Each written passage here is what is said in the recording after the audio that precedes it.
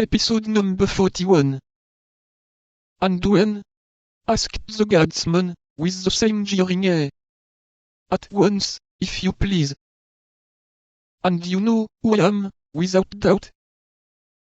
I am completely ignorant, nor does it much disquiet me.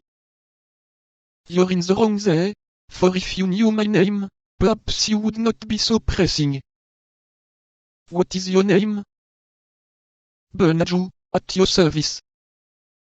Well, then, Monsieur Bernajoux, said D'Artagnan, tranquilly, I will wait for you at the door. Go, monsieur, I will follow you. Do not hurry yourself, monsieur, lest it be observed that we go out together. You must be aware that for our undertaking, company would be in the way. That's true, said the guardsman, astonished that his name had not produced more effect upon the young man. Indeed, the name of Bernajoux was known to all the world, D'Artagnan alone excepted, perhaps, for it was one of those which figured most frequently in the daily brawls, which all the edicts of the cardinal could not repress. Porthos and Aramis were so engaged with the game, and Athos was watching them with so much attention, that they did not even perceive their young companion go out, who, as he had told the guardsman of his eminence, stopped outside the door. An instant after, the guardsman descended in his turn. As D'Artagnan had no time to lose, on account of the audience of the king, which was fixed for midday, he cast his eyes around, and seeing that the street was empty, said to his adversary, My fate. It is fortunate for you, although your name is Bernajoux, to have only to deal with an apprentice musketeer. Never mind, be content, I will do my best. On guard. But, said young D'Artagnan, thus provoked, it appears to me that this place is badly chosen, and that we should be better behind the Abbey Saint-Germain or in the Preux cloaks. What you say is full of sense, replied D'Artagnan. But unfortunately I have very little time to spare, having an appointment at 12 precisely. On guard, then, monsieur, on guard.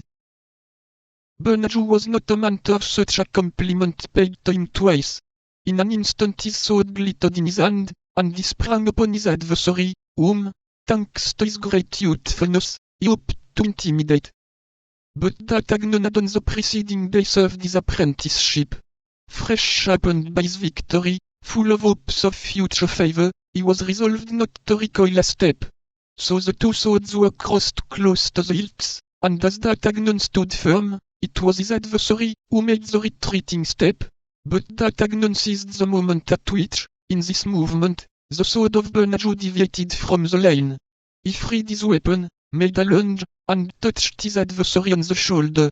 D'Artagnan immediately made a step backward, and raised his sword, but Bernajoux cried out that it was nothing, and rushing blindly upon him, absolutely spitted himself upon D'Artagnan's sword. As, however, he did not fall, as he did not declare himself conquered, but only broke away towards the hotel of M. de la Trémouille, in whose service he had a relative. D'Artagnan was ignorant of the seriousness of the last wound his adversary had received, and pressing him warmly, without doubt would soon have completed his work with a third blow, when the noise, which arose from the street being heard in the tennis court, two of the friends of the guardsman, who had seen him go out after exchanging some words with D'Artagnan, rushed, sword in hand, from the court, and fell upon the conqueror. But Athos, Porthos, and Aramis quickly appeared in their turn, and the moment the two guardsmen attacked their young companion, drove them back. Bernajoux now fell, and as the guardsmen were only 2 against 4, they began to cry, To the rescue! The Hotel de la Trémouille! At these cries, all who were in the hotel rushed out and fell upon the 4 companions, who on their side cried aloud, To the rescue, musketeers!